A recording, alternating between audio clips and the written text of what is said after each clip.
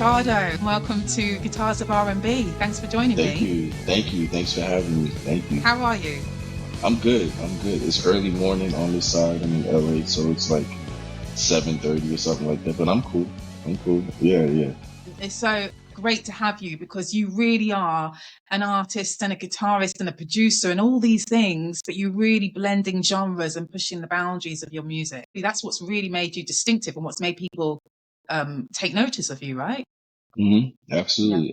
For me, it's just finding your direction, and as a guitarist, just finding what's your lane. And for me, it's always been as much as I love like rock and Jimmy and Sly and Prince.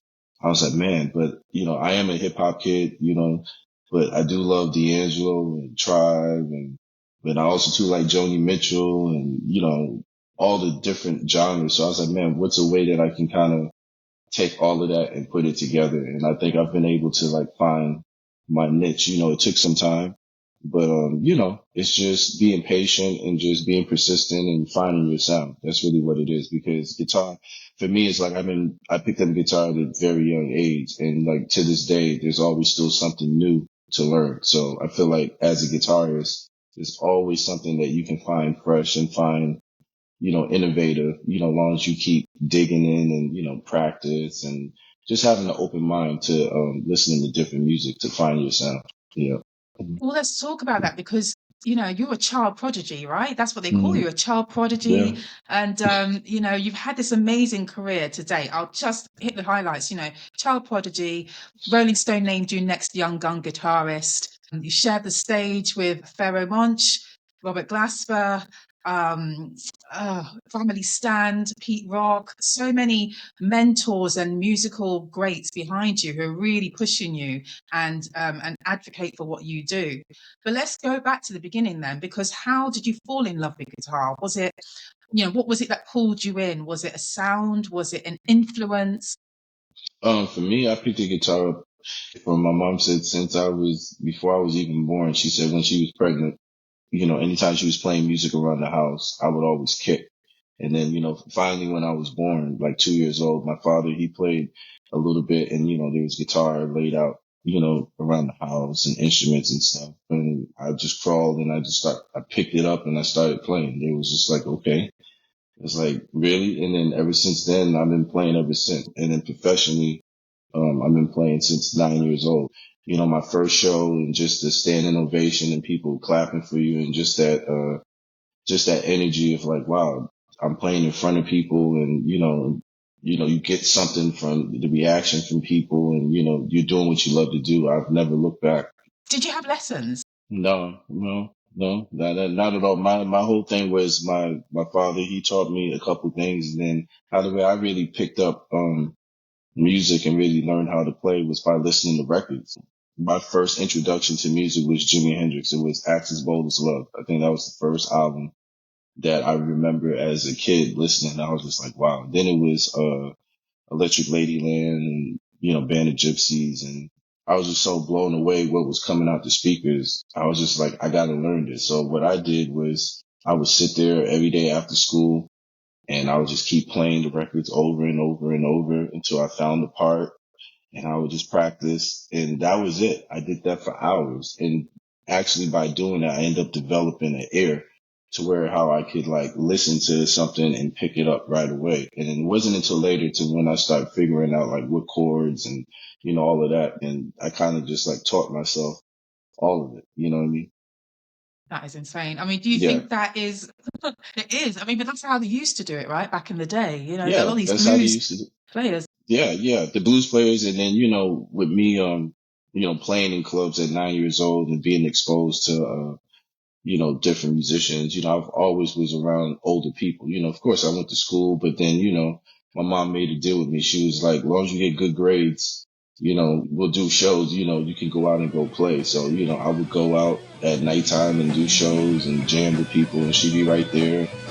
Yeah, and that was it. And actually to be exposed to like different genres of music, and, you may go to a blues club and you see some guys playing blues and really sitting there and just like, wow, how just picking it up and just having an open mind to to different genres of music. And that's what happened with me. And I feel like now there's so much different access to stuff. So like if you want to learn how to play jazz or play funk guitar, you can easily just go on YouTube and there'll be a tutorial of somebody, doing a lesson. So it's much easier to pick up stuff, but I feel like nothing is better than you actually sitting there and really figuring it out. And, if you have any mentors or somebody that can like teach you, that's cool. But, I really feel like the hardest part is just having patience because like guitar playing is like, it's a guitar, it's an instrument that it doesn't matter how old you get, it's always something new to learn because, I would travel all over the world and I would be in Europe and I would go to a club or hear something,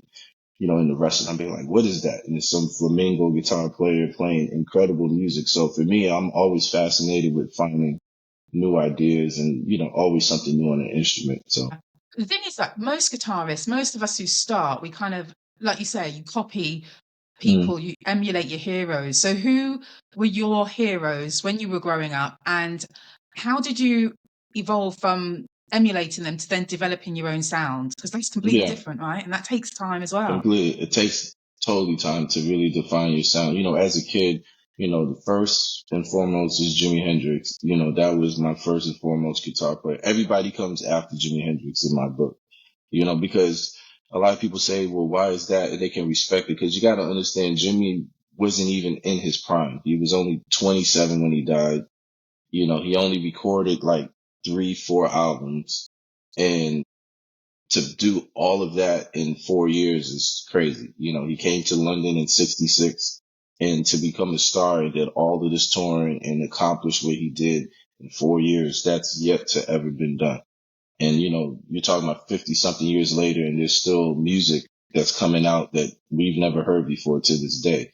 So for me, he was a huge influence. And also too, just, him being a left-handed guitar player, flipping it backwards, Marshall amps. He didn't have all these crazy effects. He only had a fuzz face, wah-wah in a univibe, and that was it. And he turned volume up to 10. And all of those sounds that came out of the guitar was that.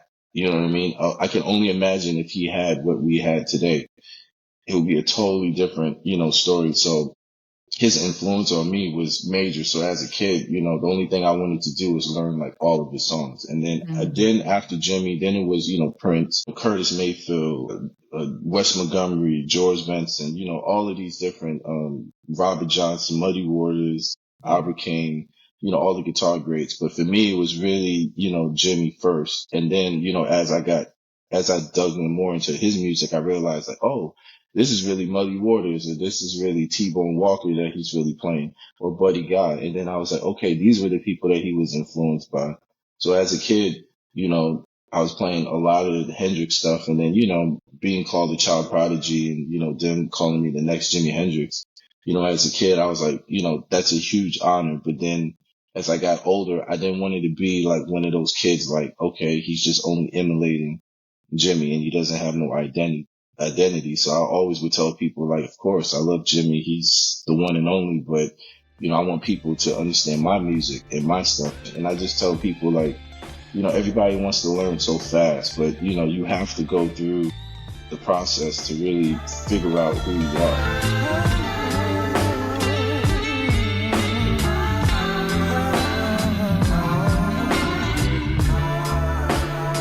So how do you define your sound then? Because with your albums, with both Aquarius Purple and Blue Diamonds, I'm hearing a bit of Jimmy. I'm hearing that sort of psychedelic, and then I'm hearing funk, I'm hearing jazz, and I'm hearing hip hop because I know you're a hip hop head as well. But how are you defining your sound? I don't know. I mean, for me, it's just, I call it a gumbo. I just call it gumbo, all these different seasonings. You know what I mean? It's like you got your salt, you got your pepper, you got your paprika, it's all of those different seasons. And, that was always my thing because at the time, especially in this era that we're at, I feel like guitar players is not as highlighted as much as it used to be. So it's like, back in the day, you had Slash, you had Stevie Ray Vaughan, you had all these incredible guitar players in the 90s, late 80s, 90s. And then as time went on, with hip hop being such a dominant genre, I feel like guitar players just kind of got pushed down, like kind of underground. Not, yeah, I would say underground a little bit because it's like, if you know, you know. But, for me, I was like, what I wanted to do, I was like, what's a way that I could stand out and just be my own versus me just being just a rock guitar player or just being just a funk guitar player. And every time that I would put out music, I'll be like, okay, if I have a hip hop beat, like a heavy beat, that's hip hop. If I take a funk bass line, that's cool. But then if I add some rock guitar over it, I notice like, wow, this is a different sound. It's not just a standard, like blues or funk. So that's always been my approach. Whatever music that I do is going to always have a backbeat. It's always going to, the guitars may be rock, it may be soulful, keys may be some jazz. It's just choices of chords. So for me, I was like, that's my sound. It's all these different genres of music and combining it into one. Yeah. Aquarius Purple is so gorgeous. It reminds Thank me a you. lot of, it's a beautiful, beautiful record. And Thank it you. reminds me a lot of Jimmy, actually, that just the sounds and the sort of Yeah. ambience and the harmonies and stuff that you use. Yes. With Aquarius Purple, guitar was really dominant, and Blue Diamonds is a lot more funky and jazzy, it sounds like, as Yep. well. Yep. Yep. Exactly. So I'm wondering, like, from album to album, how has your sound evolved to you? Yeah. For me, albums, it's like a feeling. And Aquarius Purple is one thing, Blue Diamonds was one thing. A quick, short example, Aquarius Purple was more so, I was like, man, this is my intro album. This is my debut. It's like, how can I make it a guitar record, but then also to make it like a soulful record and psychedelic and have all these different influences. So you hear that. Blue Diamonds was more of a concept album because Blue Diamonds, a friend of mine is Patrick House. He's a director and he came to me. This was like in 2017 and he goes, hey man, he goes, I'm working on this short film for this, for this school thing that I'm doing. And it's on black exploitation. And it's like a whole Superfly type of comedy, drama type of vibe. And I want you to score the music for it. And at the time, I never did any scoring at all for any film. I was like, okay, I was like, send it to me. And, I took a look at the film. I was like, okay, this is cool. And then I started getting all these different ideas. And then as I kept recording, all these songs kept coming out. And I was like, wow. I was like, when I was done with it, I was like, I had all these songs and I was like, wow. I was like, you know what? Maybe I should turn this into like a soundtrack album. Kind of like how Curtis Mayfield had Superfly and back in the day, they would have these soundtrack albums. I feel like where I found my sound was in recording wise is, I love harmonies. I love like stacking guitars on top of guitars and, it's like a voice, you know what I mean? So like Prince was one that did that. Jimmy was the first one. I feel like that was the first person to take like 4 guitars and add like a high, mid, low. And then I noticed once you start stacking all these guitars and they're playing different lines, harmony lines, it becomes one. And I feel like that's always been like, I love that in the studio where you can harmonize and it sounds like a keyboard or it sounds like a voice. So you hear that a lot on Aquarius Purple, like, on the song like Tomorrow Never Knows, where there's like maybe like 30, 40 guitars on that track. But, to actual listeners, it sounds like one guitar, 2 guitars, but there's a lot of different guitars on there and just experimenting with, phasing and panning and reverse guitars, all of that.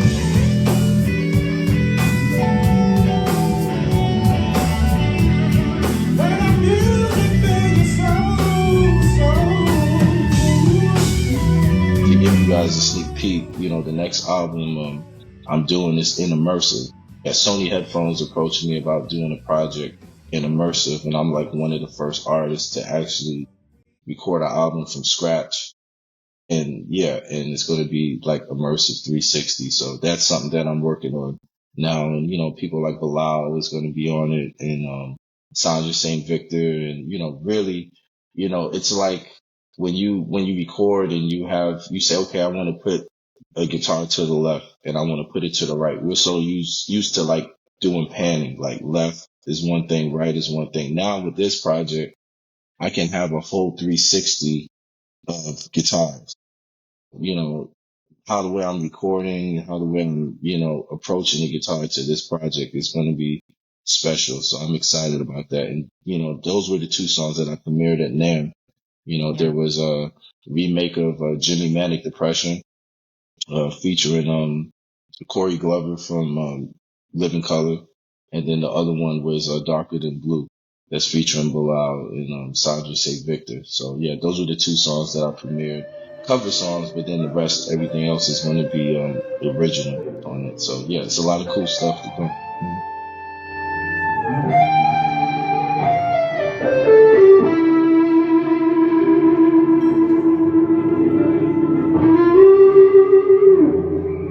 I want to talk a bit about sort of how you got your breakthrough. So Rolling Stones magazine named you as their Next Young Gun Mhm. Guitarist. So how did that? I mean, that must have been quite a moment. But what doors did that open up for you? And what really, really got me when I knew like things have really changed from just that whole experience. They did an interview with me and they mentioned they was like, who was some of your favorite artists or, who's some of the people that you love to work with. And I mentioned, Raphael Sadiq, D'Angelo, Prince, of course, is number one. And this is 2014. And I would say maybe like a month or 2 months later, Twitter was fairly kind of new. And I never forget, I'm looking on my feed and I see I see a thing that says meet Marcus and it was from Prince. And I go, Prince is not on no Twitter. I disregard it. I was like, it's probably somebody fake that just made, a Prince page, whatever. And I never forget, it said meet Marcus and it had the link to the Rolling Stone magazine, article. And I was just like, what? And I didn't find out until later on that it was actually true, that it came from him. So, that's when I realized like, whoa, this is serious So stuff. he And then, tweeted your yeah, article. yeah, my article, yeah, he did. Wow, He that's did. And that was the simply thing, like 2014, like ever since Rolling Stone, that article came out, I felt like his people or somebody was watching me because I felt like I was getting closer to him. And yeah, then just about, 2016, I felt like, I was like, man, I think I'm going to get the call. And then unfortunately, that's when he passed. So I never had a chance to like actually meet him or ever went to a show. I had a few times to actually go to a show and I didn't go because it was just, I had the show, whatever. But yeah, I felt like after the Rolling Stone thing, I feel like this was like a good door opener because right after that, I was like, man, now at this point, I have to come out with a project of my own. And yeah. the first project was 29. It was an EP called 29. And it That was was the only year like, after you won, wasn't it? It yeah, was the yeah, yeah, yeah. So I was like, okay, this is the time that, people need to hear music. Cause at the time I didn't really I was featured on different projects, but I wasn't really had a project of my own. It's funny because it was like, I almost had to reintroduce myself again, but this time as a grown person because, I was so much, as a child prodigy. I did so much as a kid mm, leading up to when I went to Europe, and I did so much in, Holland and played all over, that article really reintroduced me back to, here on this side. And it was like a whole new artist. So, I felt like without paying my dues in Europe, story might have been a little bit different. You know what I mean? So really, yeah, yeah. yeah. So yeah, in a good way, not in a bad way, but I just felt like, they always say people appreciate you more when you go away. So let's Hmm. talk about some of your collaborations then, Hmm. because I know you've got a couple of projects going on.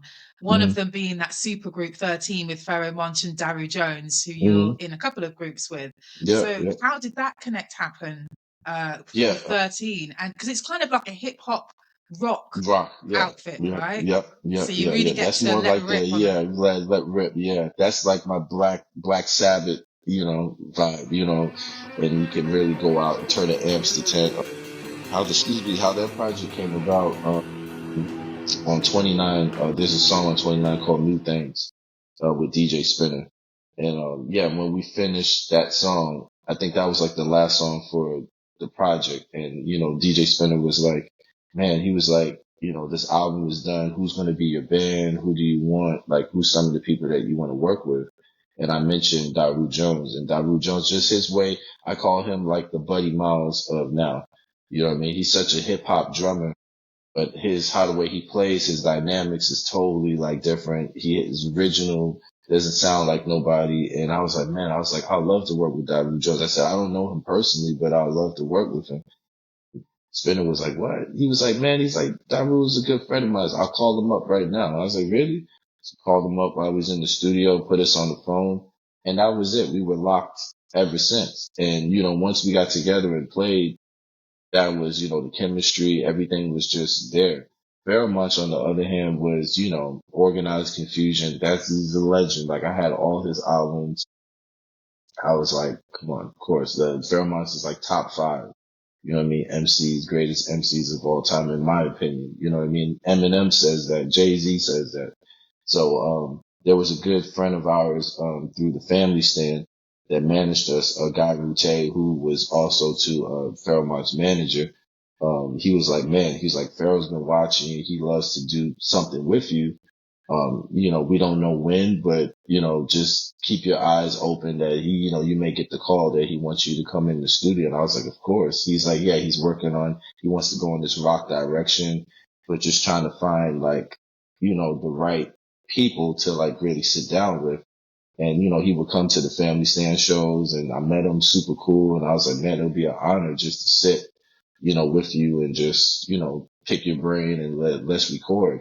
So this was like, I want to say maybe like 2016, 2015, around there, that, he told me about this project and he was like, yeah, I really want to do, this rock hip hop project. And, he's like most hip hop artists, they try to do the rock thing, but it doesn't really come out like that. The only person that did like super heavy rock hip hop was Ice-T, Body Count.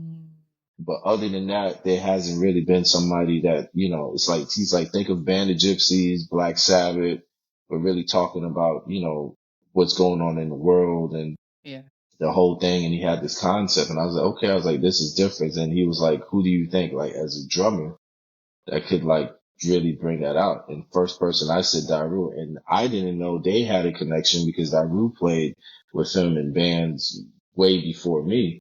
So he was like, yeah, of course. He's like, I know Daru. And then that's how the three came together. And then, we formed the group 13. And it was just like, that was another project. Like it was just like meant to be, the chemistry was there. There wasn't no like, oh, I have to get to know you type of thing. It was just like the minute that we got in the studio and we started jamming, there was a certain, synergy.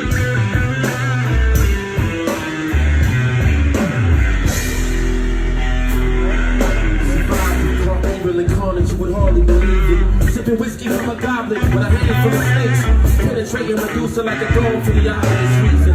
Screaming all the way to the world, releasing goblins and demons. 13. I mean, it's obvious that God is speaking on powerful demons. You've got this other group as well, DMD The Vibes. Yes.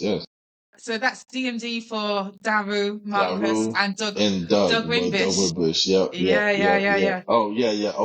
Uncle D, like Living Color, that whole group, they know me since I was like 13, 14. So, those are all my unks, so Uncle D, Doug, we've been meeting to do, something together. And then of course, Daru, we were just like, man, we got to keep this going. And, that was another group, like when we got together, that's more on the instrumental, vibes, but we could just let out and just let it rip. And, we always come together and it's another great project that we have fun. We have a lot of stuff that's in the can. It's just finding the right time when to like put it out. But also too, everybody's scheduled because, Daru was out for a couple of years with Jack White. Yeah. I was doing stuff. Doug was doing stuff. So, it's just finding the right time. Yeah. But what's it like, sort of working with so many greats like this and who have taken you under their wing? Because you also got to play with Robert Glasper, Pete Rock. I mean, these are huge artists. It was funny, like Robert Glasper, a lot of the artists that I know, I met living in Amsterdam. D'Angelo was one person that I met, cause like they all used to come over to Amsterdam and perform. And, this is way before, Black Radio with Rob. They used to, come and perform a lot. So, and in Amsterdam and also to the UK, they would hang out after the show. So it was real easy just to go and just talk to them and just be like, hey, how you doing? I'm a musician. I respect what you do. And, go from there. And that's how I really, ended up getting these relationships, together. And, there was a festival called North Sea Jazz Yeah. in Holland. So everybody would come out, they would play the festival, and then at nighttime they would go to this spot called Bird. And this is where like everybody and their mother you can think of would just jam. And this was the first time them jamming with musicians that was from Holland. And then, all together. And, funny enough, a lot of them thought that I was from Holland. I was like, no, I'm from New York. I just so happened to live in Holland. And then I was like, yeah, when I come back, I'll reach out to you. And sure enough, when I came back to New York, they was like, oh, that's the guy that we met. And ever since from then, everybody, a majority of the people that I know now is I probably met the first time was in Holland and being in Europe. And, and for me, it was more so just being cool with them. It had nothing to do with like, oh, can I be on your record? Yeah. And then, when I went back home, I would go to these different jam sessions and we would run into each other and be like, hey man, what you working on? And then you'd be like, hey, I'm in the studio. You want to come by? And that's how it just ended up. Everything happened organically. That's another thing too that I would tell guitarists or musicians in general, being a good person, you know what I mean? And having a good rep, as a person, because, you don't know who's watching you. So that's the thing. Don't ever feel like, oh, I'm not doing enough, because you don't know who's watching you. And if you have a good rapport with people, you'll get the call. So, be on time. If you show up, to learn music, make sure you learn the music. It's a lot that goes into it. It's not just playing guitar and, showing up and saying, okay, come pay me. It's like you have to know the music. You have to, be nice with people, cause, the industry is different. Not everybody's nice. You got people that are funny, but remain yourself. Once you remain yourself, nobody can, bother you. And, I feel like through that's took me a long way.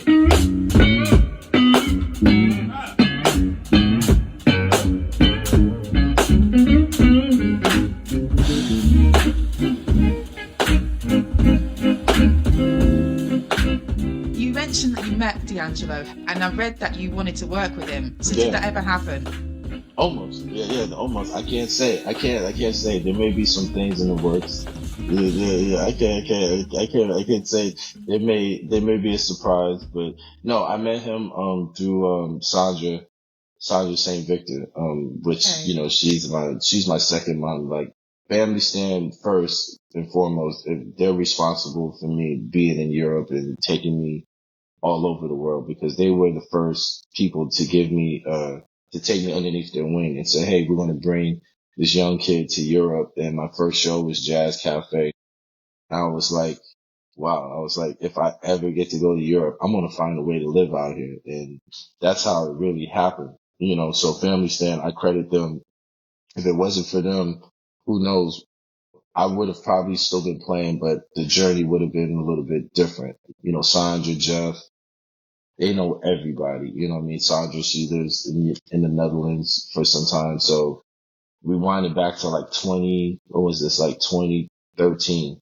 2013, this is when we started getting like talks of like, yeah, D'Angelo's making a comeback. This is before Black Messiah.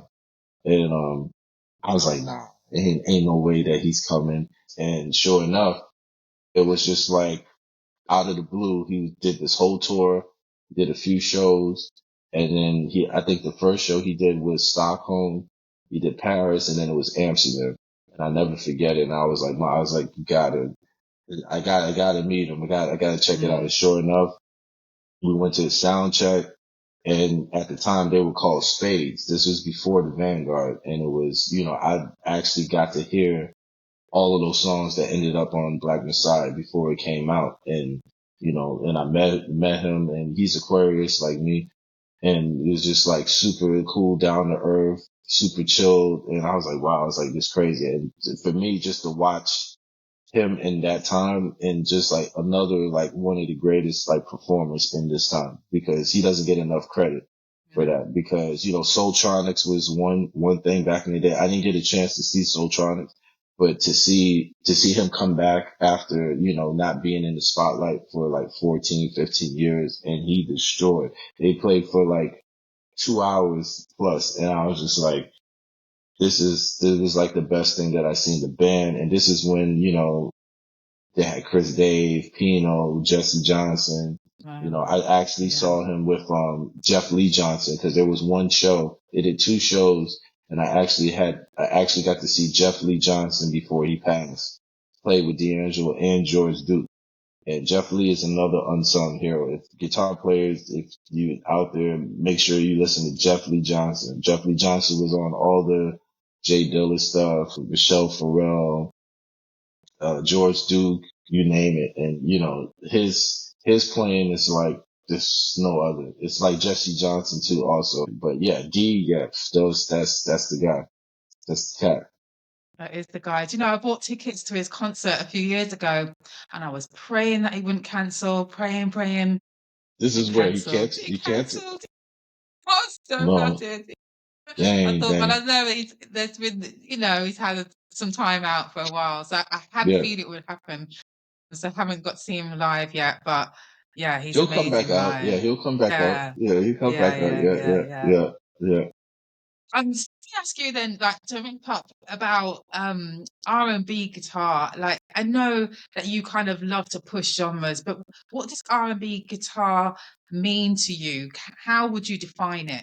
How can you define it? Is it more than one thing?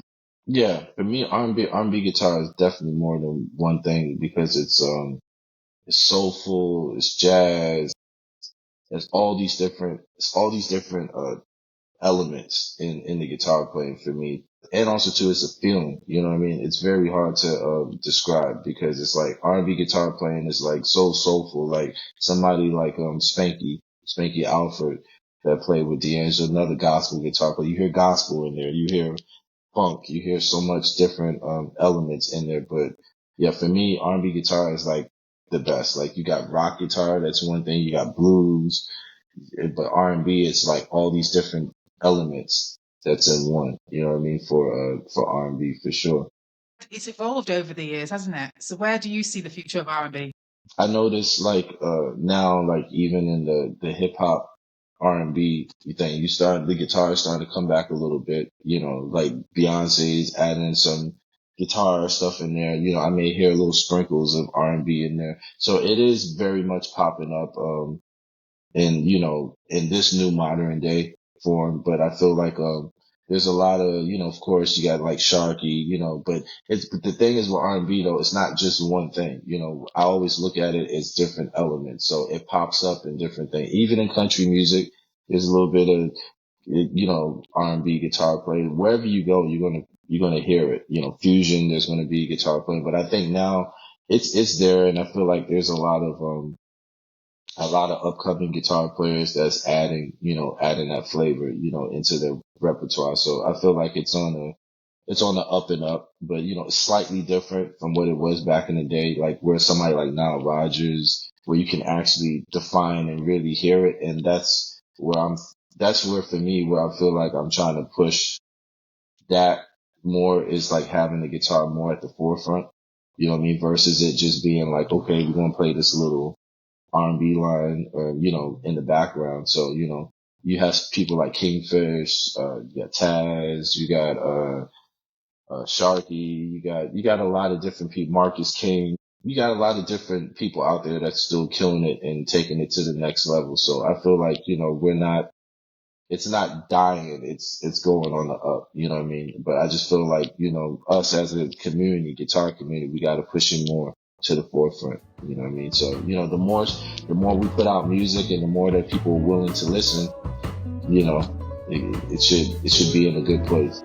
Thank you for talking to me, Marcus. Thank you so much. Appreciate you.